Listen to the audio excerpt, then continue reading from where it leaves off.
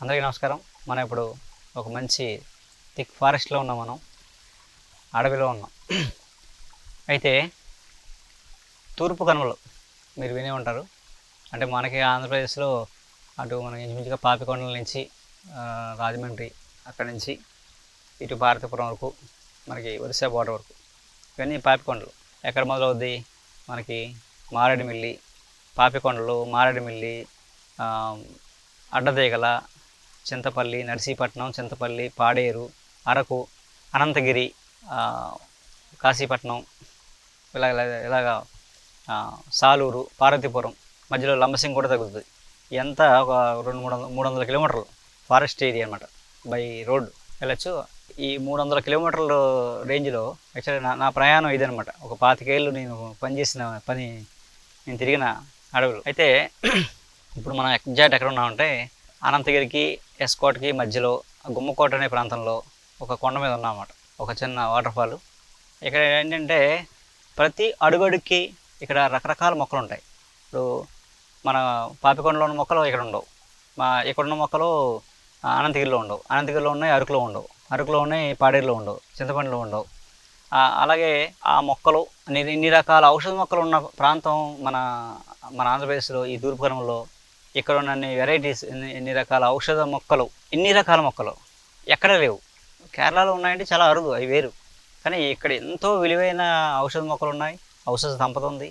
So దీంతో వీళ్ళు ఇక్కడున్న ట్రైబల్ అంతా వాళ్ళ వైద్యాన్ని ఎక్కడికి వెళ్ళకుండా, ఇల్లు దాటకుండా, ఊరు దాటకుండా ఎంతో వైద్యం, పెద్ద పెద్ద వైద్యాలు సింపుల్ చిట్కాలతో చేసుకుంటుంటారు. ముందు రాకుండానే చాలా రకాల వంటలు వండుకుంటారు. ఇక్కడ వాళ్ళు తినే వంటే ఆహారమే వాళ్ళకి ఔషధం. అలా రకరకాల వంటలు చేసుకుని తిని జబ్బులు రాకుండా చూసుకుంటారు. ముందు ఏమైనా జబ్బు వచ్చిందనుకోండి, ఆ చిన్న రేబడి, ఆ చిన్న ఉడికిపెట్టి తినేస్తారు, అయితే తగ్గిపోదు. అలా ఏంటంటే ఇదొక విశేషమైన సంపద. ఇది ఎక్కడ మనం పుస్తకాల్లో చదువుకుంటే దొరకదు, ఈ గ్రంథాలను దొరకదు. ఈ లిటరేచర్, వీళ్ళ దగ్గర ఉన్న నాలెడ్జ్, ఈ వాళ్ళ అనుభవం, వాళ్ళ నాలెడ్జ్, ఈ విద్య మనం ఏదో నేర్చుకుందాం పుస్తకాల్లో ఉందా అక్కడ ఉందంటే ఎక్కడ దొరకదు. వాళ్ళ దగ్గరే ఉంటుంది. వాళ్ళు అలా చేసుకుంటూ వెళ్తారు. వాళ్ళు చూసి మనం నేర్చుకోవాలి తప్ప మనం వెళ్ళి అడిగినా నేను చెప్పలేరు మనకి. అలా ఏంటంటే వాళ్ళ దగ్గర ఇది నేర్చుకోవడానికి నాకు 25 ఏళ్ళు పట్టింది. 25 ఏళ్ళు, నెలకి 20-25 రోజులు అడవుల్లో ఉండి వాళ్ళతో ఉండి వాళ్ళ కుటుంబాల ఇళ్ళల్లో వాళ్ళ మనుషులు తిరిగి ఉండి తిరిగి అలా 25 ఏళ్ళు రాత్రి పగలు ఎక్కడంటే అక్కడ పడుకుని, అడవిలో పడుకుని, నది ఒడ్డునాయి, ఆ కాలువలోని రాళ్ళ మీద ఎన్నో రాత్రులు పడుకున్నాయి ఉన్నాయి వాళ్ళతోటి. ఎందుకంటే విద్య నేర్చుకోవాలంటే కష్టపడితేనే నిజమైన విద్య వస్తుంది అనమాట. అందుకని అంటే అలాగా ఎంతో సంపద. ఇదేదో నేర్చుకోవడం వల్ల ఉపయోగం ఏంటంటే మనం పడే బాధలు మన పిల్లలు పడకుండా ఉండాలంటే, ఈరోజు మనం పడే షుగరు, బీపీ, థైరాయిడ్, క్యాన్సర్, మనం ఒక జబ్బు వస్తే ఇల్లు ఒళ్ళు గొల్లైపోయి నరకయాతన అనిపిస్తున్నాం. శారీరకంగా, మానసికంగా, ఆర్థికంగా. వచ్చిన జ్వరం వస్తే అప్పులు పాలైపోతున్నాం. అలాంటి దాన్ని ఇక్కడ చాలా చిన్న, తక్కువ, అసలు రూపాయి ఖర్చు లేకుండా ఉన్న వైద్యాన్ని మనం ఇప్పుడు లక్షలతో కొనుక్కుంటున్నాం. మన చేతిలో లేదు వైద్యం. అలాంటి వైద్యం అది ఇక్కడ కొనుక్కుంటూ వచ్చేది కాదు. ప్రాక్టికల్గా మన పూర్వీకులు మనకి ఎంతో చెప్పి వెళ్ళారు, మనం మర్చిపోయాం. ఇంకా మన అదృష్టం ఏంటంటే ఇలాంటి ప్రాంతంలో ఇంకా ఇప్పటికీ వాళ్ళు చేసుకుంటున్నారు. ఇప్పుడు ఇక్కడ కూడా అంతరించిపోయింది. ఇక్కడ అంతా ఎప్పుడైతే ఈ టీవీలు, సెల్ వచ్చాయో మొత్తం కొమ్మూలినట్టే. వీళ్ళు కూడా నేను చూసినప్పుడు 25 ఏళ్ల క్రితం 300 మంది గిరిజన వైద్యులు ఉంటే నేను తిరిగిన ప్రాంతంలో ఈరోజు 100 మంది కూడా లేరు. పట్టుమని 100 మంది కూడా లేరు. 100 మందిలో ఎక్స్పీరియన్స్ ఉన్నవాళ్ళు మహా అయితే ఒక 5-10 మంది ఉంటారు. వాళ్ళు కూడా చాలా అరుదు, ఎక్కడో రిమోట్ ఏరియా ఉంటారు, బయటికి రారాళ్ళు. అలా అంత నాలెడ్జ్ ఉన్న పర్సన్స్ అప్పట్లో 350 మంది ఉండేవారు. అప్పటికే నేను వచ్చినప్పటికే అంతరించిపోయారు చాలామంది. అప్పుడు వేలలో ఉండేవారు. ప్రతి ఊరికి 2-3 ఉండేవారు. ఏమొచ్చినా వాళ్ళు వైద్యం చేసేవారు. వాళ్ళు స్పెషలిస్టులు, వాళ్ళు కార్డియాకి స్పెషలిస్టు, బ్రెయిన్కి స్పెషలిస్ట్ అని అనుకుంటాం కదా డాక్టర్లని. అలాగా వీళ్ళు ఒక దాంట్లో ఒక స్పెషలైజేషన్ ఉంటుంది. దగ్గర ఫిట్స్ వస్తుంది అనుకోండి, మందు ఇస్తాడు. ఒక డోస్ ఇస్తే ఫిట్స్ పోద్ది, మళ్ళీ జీవితంలో ఫిట్స్ రావు. ఆడు స్పెషలిస్ట్ ఆడు. ఈ రోజు ఫిట్స్ వస్తే మన ఇంగ్లీష్లో జీవితాంతం మందులు వాడడమే. ఆ మందులు వాడు మొత్తం మందులు వాడి ఒళ్ళు పెంచుకుని బుర్రపాడు చేసుకుని ఆ జీవితాంతం మంగళ తప్ప శాశ్వత పరిష్కారం లేదు. కానీ ఆ రోజుల్లో ఆ తాత మందు ఇస్తే తగ్గిపోయేది. ఈరోజు ఆ తాత లేడు. ఆ పిల్లలు నేర్చుకోలేదు. చదువులు అని చెప్పేసి వాళ్ళు చదువుకొని వచ్చేసి ఉద్యోగాలని, ఇక్కడ ఉంటే ఏం బతకలేమని ఫీల్ అయిపోయి వాళ్ళ తర్వాత వాళ్ళు ఇలా డైవర్ట్ అయిపోయారు. అక్కడతో ఆ నాలెడ్జ్ మిస్. అలాగే ఒక ఊర్లో ఒక ఆవిడ మందు ఇచ్చేది, ఒక గ్లాసు. ఇది షుగర్ వస్తే వారానికి ఒక రోజు రమ్మనేది. ఒక గ్లాసు కషాయం ఇచ్చేది. ఆ గ్లాస్ అయితే షుగర్ తగ్గిపోయేది. ఎక్కడ అడదేగల దగ్గర ఒక ఆవిడ ఇచ్చేది, లేడీ. ఆ పెద్దవాడు చనిపోయింది. తర్వాత కోడలు నేర్చుకుంది. ఆ కోడలు నేర్చుకుని ఫ్రీగా ఇచ్చేవారు. ఇదేం కమర్షియల్ కాదు, మళ్ళీ ఉత్తిరి ఇచ్చేవారు వాళ్ళు. డబ్బులతో సంబంధం లేదు. వాళ్ళు పని బతకడానికి తినడానికి ఏదో వృత్తి చేసుకునేవారు, ఏ కూలి పని చేసుకునేవారు. చేసుకుని ఆ మందు ఇచ్చేవారు. ఉత్తినే మందుకి ఎందుకు ఇస్తున్నామంటే డబ్బులు తీసుకుంటే పని చేయదని చెప్పింది మా అమ్మ అనేది. నాకు నేర్పిన ఆవిడ డబ్బులు తీసుకుంటే పని చేయదు మందు అని చెప్పేదండి, అందుకే నేను ఉత్తినే ఇస్తున్నాను అంటది. ఉత్తినే కదా ఇవ్వాలి బాబు, దీనికి డబ్బులు ఎందుకు బాబు అంటది. అసలు ఒక జబ్బు కొన్ని కోట్లు ఖర్చు పెట్టినా తగ్గని జబ్బుని నువ్వు అంత గ్లాసెస్ తగ్గించేస్తున్నావు. అసలు అదే మనమైతే దాన్ని స్టార్ రేంజ్లో పెట్టి మనం ఎరగదీసేస్తాం, కోట్లు కోట్లు వ్యాపారాలు చేస్తాం. అంటే ఆవిడ ఆనెస్ట్గా సిన్సియర్గా తగ్గాలనే సంకల్పంతో ఆవిడ ఒక సర్వీస్, డివైన్ సర్వీస్ అనే దాంతో చేసింది కాబట్టి ఎన్ని వందల మంది తగ్గిన వాళ్ళు ఉన్నారు చిన్నప్పుడు. ఇప్పుడు ఆవిడ చనిపోయింది, ఆ పిల్లలు నేర్చుకోలేదు, అర్థమైంది నాలెడ్జ్. అలాగే ఒక తాత ఉండేవాడు, గోసిట్లను తిరుగుతుంటాడు అడవుల్లో. క్యాన్సర్ వస్తే వచ్చి ఎండిపోయిన ఏర్లు తెచ్చేవాడు, పొగేసేవాడు. ఈ పొగ పెడితే తగ్గిపోయేది. ఒక పెద్ద కుటుంబంలో ఒక అమ్మాయికి క్యాన్సర్ వచ్చి, థ్రోట్ క్యాన్సర్ వచ్చి చచ్చిపోద్దని డిసైడ్ అయిపోయిన తర్వాత అందరూ ఫ్యామిలీ డాక్టర్లే అమ్మాయి చచ్చిపోద్దని డిసైడ్ అయిపోయారు. అయిపోయిన తర్వాత ఆ ముసలైన తాత, అమ్మాయి మన తాత చూసి, ఒరే మీరు చేసిన ప్రయోగాలు అయిపోయి మీరు తప్పుకోండి, నేను తీసుకొస్తాను ఒకనని చెప్పేసి ఆయన ముసలి తీసుకొచ్చి, బాబు ఏంటంటే నేను ఒక 5 రోజులు ఇక్కడ ఉంటానన్నాడు. ఉండన్నారు. గోసిపెట్టి నుండి ఆ సంజ టవల్లో మెడలో తువ్వాల్లో ఇంత వేలు మూట కట్టుకొచ్చాడు. వచ్చి నేను 5 రోజులు బాబు అన్నాడు. ఉండు బాబు అన్నారు. రోజు ఏం చేసేవాడు, పొద్దున్నే గమ్మనేవాడు. లేదని ఆ ఎండిపోయిన వేలు మొక్కలు ఇంటి అగ్గిపులు గీసి అంటించి ఆ పొగ పెట్టేవాడు. 7 రోజులు తగ్గిపోయింది అమ్మాయికి, ఫినిష్, వెళ్ళిపోయాడు. ఆయన గదిలో తీసుకెళ్ళి వీళ్ళందరూ కాలం పడి అదేంటో మాకు చెప్పు అనేవారు వాళ్ళు. నీకు ఇంత డబ్బు ఇస్తాం, అంత డబ్బు ఇస్తాం, కారు ఇస్తాం అంటే తుండు దులిపి భుజాలు వేసుకుని ఎలా అని వెళ్ళిపోయాడు అంతే, పని చేసుకొని వెళ్ళిపోయాడు అంతే. అంటే వాళ్ళు ఏంటంటే వాళ్ళు ఒక పవిత్రంగా భావించి ఆ వైద్యాన్ని ఇచ్చేవారండి, కాబట్టి అలా తగ్గేవి. అలా ఒక్కొక్క ఊర్లో ఒక్కొక్క స్పెషలిస్ట్ ఉండేవాడు. ఈరోజు వాళ్ళందరూ అంతరించిపోయారు, ఆ నాలెడ్జ్ పోయింది. ఏదో మా అదృష్టం కొలది నేను తిరిగినప్పుడు నాతో చాలామంది తిరిగారు, ఆ మధ్యలో వెళ్ళిపోయారు అందరూ. కానీ నేను చాలా కాలం తిరగడం వల్ల, వాళ్ళ కుటుంబంలో ఒక వ్యక్తిగా ఉండడం వల్ల, వాళ్ళు ఒకసారి ఏంటంటే వీళ్ళలో ఎవరిని నమ్మరు, ఒక్కసారి నమ్మితే ప్రాణం ఇస్తారు. అలాగా అంత డీప్గా ఉండడం వల్ల నాకేదో కొంత నేర్చుకున్నాను. నేను నేర్చుకుని నేనేదో కోట్లు సంపాదించడం కాదు. అసలు ఈ విద్య తర్వాత తరానికన్నా అందాలంటే ఎవడో నేర్చుకోవాలి. ఆ నేర్చుకోవడం కోసం 25 ఏళ్ళు సాక్రిఫైస్ చేసాం మేము. అంటే మనం చేసింది చాలా చిన్నది.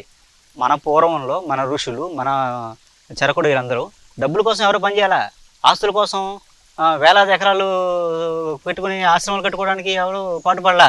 నెక్స్ట్ తరానికి ఒక మంచి మెసేజ్ ఇవ్వాలని వాళ్ళు గోచులు పెట్టుకుని అడవుల్లో తిరిగారు. తిరిగి ప్రాక్టికల్గా సంపాదించిన నాలెడ్జ్ని మనకు అందించారు. వాళ్ళే స్వార్థంతో ఆ రోజు ఆలోచిస్తే ఈరోజు ఆయుర్వేదం లేదు, ఏమీ లేదు. ఈ పాటికి మనం ఎప్పుడో వెళ్ళిపోదాం పైకి అందరం. అంటే ఇప్పటికైనా ఇలాంటి ప్రాంతంలో ఉన్న నాలెడ్జ్ని మనం నేర్చుకుంటే తర్వాత తరానికి మనం మంచి భవిష్యత్తుని ఇవ్వగలుగుతాం, ఆరోగ్యవంతమైన భవిష్యత్తుని ఇవ్వగలుగుతాం. ఈరోజు కోట్ల ఆస్తి ఇచ్చే కన్నా మంచి ఆరోగ్యాన్ని ఇవ్వడం ఉత్తమం. అంత మించిన ఆస్తి మరొకటి లేదు. అలా ఏంటంటే ముగ్గురు మంచి మనం ఈ గుమ్మకోట ప్రాంతంలో ఉన్నాం. మనం ఈసారి ఇలా అడవుల్లో ప్రయాణం చేస్తూ ఎక్కడెక్కడైతే నేను తిరిగిన ప్లేసులు ఉన్నాయో, ఎక్కడైతే ఆ విజ్ఞానం ఉందో మీకు ఒక చెప్పే ప్రయత్నం చేస్తాను. నేను సరదాగా నేర్చుకోవచ్చు. అయితే నేను ఇప్పుడు ఇక్కడ చెప్పాను కదా, అనంతగిరికి ఇంచుమించుగా అనంతగిరి ఏరియా అది హిల్స్, ఎస్కోట దగ్గర గుమ్మకోట అనే విలేజ్, ఒక ఫారెస్ట్ ఉన్నాను. ఇక్కడ ఏంటంటే అసలు అడవిలో ఉంటే మనకి భయం, ఒక గంట కూడా ఉండలేము మనం. అడవిలో ఉంటే ఎలాగ పడుకుంటే పాములు వస్తాయేమో, అవి వస్తాయేమో, పుళ్ళు వస్తాయేమో అని భయపడతాం. భోజనం ఎలాగా అనుకుంటాం. అసలు సీతారాములు 14 ఏళ్ళు వనవాసం చేశారు, 14 ఏళ్ళు అడవుల్లో ఉన్నారు. వాళ్ళకేమన్నా వాళ్ళు ఎవరు మహారాజులు, అసలు భోగభాగ్యాలకి వాళ్ళకి లోటు లేదు. అలాంటి వాళ్ళు ఒక మాట కోసం అరణ్యవాసానికి వెళ్ళిపోయి అరణ్యంలో సామాన్యంగా జీవించారు. 1, 2, 14 సంవత్సరాలు జీవించారు వాళ్ళు. ఎక్కడైనా జబ్బు పడ్డారా, ఎక్కడన్నా మొహంలో చిన్న ఆ స్ట్రెయిన్ కనిపించిందా? ఇప్పుడు ఆ వచ్చెస్ వాళ్ళు అలాగే ఉన్నారు. మళ్ళీ రాజ్యానికి వెళ్ళే వరకు వాళ్ళ ఎలాగైతే ఉన్నారో తిరిగి వెళ్ళే వరకు 14 ఏళ్ళు అలాగే అద్భుతంగా ఉన్నారు అడవుల్లో. అంటే ఈ అడవి ఎలాంటిదంటే, అడవి తల్లి అంటాం మనం, యాక్చువల్గా ఈ అడవి తల్లి అంటాం. ఈ చెట్లన్నీ మనకేం కావాలో ఇవ్వడానికి సిద్ధంగా ఉంటాయి. సో మనకేం కావాలో మనం అడగాలంతే. మనకు సంకల్పించుకుంటే అవి చేయడానికి సిద్ధంగా ఉంటాయి. ఇప్పుడు నాకు పొయ్యి కావాలంటే ఆ రాళ్ళు, ఇగో నేను రాళ్ళు నాతో పొయ్యి పెట్టుకోండి చెప్తుంటాయి అన్నమాట. అలాగే పొలాలు కావాలి, ఇగో ఎండిపోయిన నీకు చెట్టు చెప్తుంది, అలాగే ఎండిపోయింది ఉంది అది వేసి నువ్వు పొయ్యిలో పెట్టుకో, ఆ మంట పెట్టుకో అని చెప్తారు అనమాట. అలాగా ఉండాలి. ఇగో ఈ రాయి కింద గుహలా ఉంది ఉండు, లేదంటే ఈ ఆకులతో నువ్వు ఇలా పందిరేసుకో అని మనకి చెట్లు అది చెప్తాయి. ఏం తినాలో కూడా చెప్తాయి. నీకు జబ్బు వస్తే ఏం చేయాలో కూడా మొక్కలే మనకి చెప్తూ ఉంటాయి. ఏం చెప్తాయి? ఆకులు మనకి చెప్తూ ఉంటాయి. హార్ట్ షేప్లో ఉందనుకోండి, ఒరే నేను నీ గుండెకు పని చేస్తాను రా, నువ్వు వాడుకో అని చెప్తుంటుంది అది. అలాగే కన్ను ఆకారంలో ఆకు ఉందనుకోండి, ఒరే నీ కన్నుకి నేను పని చేస్తాను, నీ కన్నుని బాగు చేస్తాను, నీ కంటి జబ్బులు రాకుండా నేను చేస్తాను అని చెప్తుంటుంది. మనం అది తెలియదు కదా మనకి, అందుకని పట్టించుకోం మనం. అవి ఏవి గుర్తిస్తాయి? ఈ ప్రకృతిలో ఉండే పక్షులు, పశువులు, పక్షులు వాటిని గుర్తించి వాటి వైద్యం అవి చేసుకుంటాయి. వాటికి ఏమైనా డాక్టర్లు ఉన్నారా? వాటికి ఏమైనా కార్పొరేట్ హాస్పిటల్ ఉన్నాయా? పెద్ద పెద్ద హాస్పిటల్ ఉన్నాయా? వాటికి ఏమైనా క్యాన్సర్లు, బీపీలు, షుగర్లు, థైరాయిడ్లు ఉన్నాయా? ఏం లేవు కదా. అది చక్కగా మన ముందే చెంగు తిరుగుతున్నాయి. వాటికి ఏం లేవు. ఎందుకు లేవంటే ఆ నేచర్తో మమేకమై ఉన్నాయి కాబట్టి నేచర్ని ఎలా వాడుకోవాలో అది తెలుసు. అది తెలివైన మనం తెలివైన వాళ్ళం. అంటే ఈ పంచభూతాలని శాసించగలడు మనిషి. అంత మేధాశక్తి ఉంది. ప్రపంచాన్ని శాసించగలం అనుకుంటున్నాం మనం. ప్రకృతి తేడా వస్తే మనం శాసించడం మొదలు అనుకుంటాం. ఒక రాత్రి జాలు మొత్తం స్మాష్, మనం ఈ భూమి మీద మానవ జాతే ఉండదు ఇటు అనుకుంటున్నాం మనం. ఏంటంటే ఇప్పటికైనా మన దగ్గరలో, మన అడవుల్లో ఎంతో విజ్ఞానం ఉంది, వైజ్ఞానిక సంపద ఉంది. దాన్ని మనం నేర్చుకుంటే తర్వాత తరాలకైనా మంచి భవిష్యత్తు ఇవ్వగలుగుతాం. సో నా కాన్సెప్ట్ ఒకటే. నేను ఈ 25 ఏళ్ళు అడవిలో తిరగడానికి ఏకైక కారణం ఏంటంటే వైద్యం వ్యాపారం కాకూడదు, ఫస్ట్ పాయింట్. 2, జబ్బు వచ్చాక వైద్యం కాదు, అసలు జబ్బు రాకుండానే వైద్యం చేయాలి. అసలు జబ్బు రాకుండా ఎలా? మన పూర్వీకులు ఆయుర్వేదాలు చెప్పినవన్నీ 70% జబ్బు రాకుండా నువ్వు ఎలా జీవించాలో మన ఋషులు, మన వేదాలు చెప్పింది అదే. జబ్బు రాకుండా ఎలా ఉండాలని చెప్పి భారతదేశంలో. జబ్బు వచ్చాక వైద్యం చెప్పలే. ఇంకా నీ కర్మ కాలితే జబ్బు వస్తే అప్పుడు చేసుకోవడానికి ఏవో 4 ముక్కలు చెప్పారు. సో మనం దీన్ని పక్కనెట్టేసి వచ్చాక చూసుకుందాంలే అని వచ్చిన తర్వాత కప్పకింద వేస్తున్నాం. అటు పరిగెట్టి సొల్యూషన్ పక్కనే ఉంటుంది. ఎప్పుడు కూడా ఎంత సమస్య అయినా, ఎంత పెద్ద సమస్య అయినా పరిష్కారం పక్కనే ఉంటుంది. పట్టించుకో మనం. ఎప్పుడు సమస్య కూడానే పరిష్కారం ఉంటుంది. అది వెనక్కి తిరిగి చూసుకుంటే పరిష్కారం అక్కడే దొరుకుతుంది. లేదా ఈ ప్రపంచం అంతా తిరిగినా నీకు పరిష్కారం లభించదు. అందుకేంటంటే మనకి భగవంతుడు ఎప్పుడు కూడా ఈ ప్రకృతిలో అన్నిటికీ పరిష్కారం ఇచ్చాడు. ఆ పరిష్కారం చెప్పడం కోసమే మా ఈ ప్రయత్నం. అయితే మనం మంచి ఈ ప్రాచీన అటవీ సాంప్రదాయ వంటలు, ఆరోగ్యకరమైన వంటలు నేర్చుకుందాం. అలాగే ఆ వైద్యం కూడా నేర్చుకుందాం. మనం ఇది నేర్చుకోవడానికి పెద్ద డిగ్రీ అక్కర్లేదు. వైద్యం మన జన్మ హక్కు, విద్య మన హక్కు, ఆహారం మన హక్కు. ఇవన్నీ వేరే చేతిలో పెట్టేస్తున్నాం మనం. రేపొద్దున్న మనం ఎంత సంపాదించినా, డబ్బులు ఎన్నున్నా, ₹1 పెడితే ఒక బ్రెడ్ ముక్క రాదు. అలాంటి పరిస్థితికి వస్తాం. కంగారు పడకండి. ఆల్రెడీ కొన్ని దేశాలు వచ్చేసాయి. రేపొద్దున భవిష్యత్తు మొదలు అదే జరుగుతుంది. ఇప్పుడు మనం ఇంకా చివరిలో ఉన్నాం. చివరికి వచ్చి అంచునున్నాం మునిగిపోవడానికి. సో ఇప్పుడు తీరుకోపోతే ఇక నెక్స్ట్ ఈ భూమి మీద భావితరాలకి భవిష్యత్తే ఉండదు. అందుకేంటంటే ఇది ఒక యజ్ఞం. సో అందరం మనం కలిసి ఈ ఉద్యమాలన్నీ ఊరికే స్టార్ట్ అవ్వవు. ఉద్యమాలన్నీ ఊరికినే మొదలవ్వవు. అల్లూరి సీతారామరాజు ఉద్యమం, బ్రిటిష్ వాళ్ళు వీళ్ళ కష్టాన్ని దోచుకుంటుంటే చూడలేక ఆయన ఉద్యమం స్టార్ట్ చేశారు. ఆయన పేరు చిరస్థాయిగా నిలిచి ఉంది. వీళ్ళల్లో మమేకమై ఉద్యమం చేశారు ఆయన, ఎక్కడా స్వార్థం లేకుండా. ఈ గిరిజనులు ఆ అల్లూరి సీతారామరాజు నడియాడిన ప్రదేశం ఇది ఏంటి. అలాగే చాలామంది ఋషులు, పాకలపాటి బాబు గారు, పాకలపాటి గురువు గారు అంటాం, బాబు గారు అంటారు ఆయన్ని. ఆయన ఇక్కడ ఒక 100 ఏళ్ళ క్రితం ఆయన ఇక్కడ అప్పట్లో ఈ ప్రాంతం నరమాంస భక్షకులు ఉండేవారు ఇక్కడ. అంటే ఇక స్పిరిచువల్ అలాంటిది ఏం లేదు ఇంకలకి.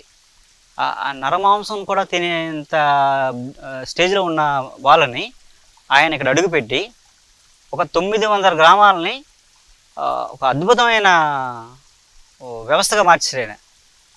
గ్రామాలు వాళ్ళ పంటలు వాళ్ళు పండించుకోవడం, వాళ్ళకి విద్య నేర్పడం, వాళ్ళ విద్య చదువుకోవడం, ఈ జీవహింసని మానిపించడం, ఇలా చేసి ఒక భక్తి మార్గంలోకి తీసుకొచ్చే వాళ్ళని ఈరోజు ఎన్నో గ్రామాలు ఆయన నామం జపించకుండా ఉండవు. అంటే ఒక నరమాంస భక్షకుడిని ఒక ఆధ్యాత్మికవేత్తలుగా తీర్చిదిద్దిన ఆయన. అలాగా 1400 గ్రామాలను ఆయన ఉద్ధరించాడు ఆయన, మహానుభావుడు. ఆయన ఎన్నో సంవత్సరాలు అడవుల్లో ఆయన జీవితం అడవిలోనే అయిపోయింది. అడవిలోనే మళ్ళీ చనిపోయారు. అక్కడే నర్సీపట్నం దగ్గర ఆ బలిఘట్టంలో ఆయన సమాధి కూడా ఉంటుంది. ఇలా ఇక్కడ తెలుసుకుంటే ఎంతోమంది వీరులు, ఋషులు, ఎంతోమంది ఆధ్యాత్మికతలు ఇక్కడ జీవితాలని సాక్రిఫైస్ చేశారు వీళ్ళ కోసం. సో ఏంటంటే ఇక్కడ తెలుసుకోవడానికి అనంతం మహాసముద్రం ఇది. అంత నాలెడ్జ్ ఉంది ఇక్కడ మనం నేర్చుకోవడానికి. ఇది ఒక డిఫరెంట్ నాలెడ్జ్. అంటే మనం ఇదేదో కొత్తగా అనుకుంటాం, కానీ ఇదంతా పాతది, ఇక్కడ మర్చిపోయారు. సో దీన్ని మనం నేర్చుకుంటే అంటే మనకి ఎలా ఉంది పరిస్థితి, అన్నీ ఉన్న అంగట్లో అన్నీ ఉన్నాయి, అల్లు నోట్లో శని ఉన్నట్టు మనకు అన్నీ పక్కనే ఉండి మనం ఎటో పరిగెడుతున్నాం. అదేంటంటే అందుకని జస్ట్ మనం ఒక్కసారి ఎక్కడి నుంచి వెళ్ళిపోయామో, పూర్వం అందరం గ్రామాల్లో ఉన్న వాళ్ళని, అడవుల్లో ఉన్న వాళ్ళని డెవలప్మెంట్ డెవలప్మెంట్ డెవలప్మెంట్ అనుకుంటూ పరిగెట్టి ఈరోజు మనం కాంక్రీట్ జంగిల్లోకి వెళ్ళిపోయి ఒక ఇనపెట్టిలో ఇల్లు కట్టేసుకుని అందులో దూరిపోయి అందులోనే చచ్చిపోతున్నాం. సో ఏంటంటే మన పక్కనే మనకు అందుబాటులో అతి దగ్గరలో ఉన్న ఈ అటవీ దాంట్లో ఉన్న నాలెడ్జ్ని, విజ్ఞానాన్ని మనం నేర్చుకుని మన తరతరాలు అందిస్తే వాళ్ళు మనకన్నా హాయిగా ఉంటారు. నమస్కారం.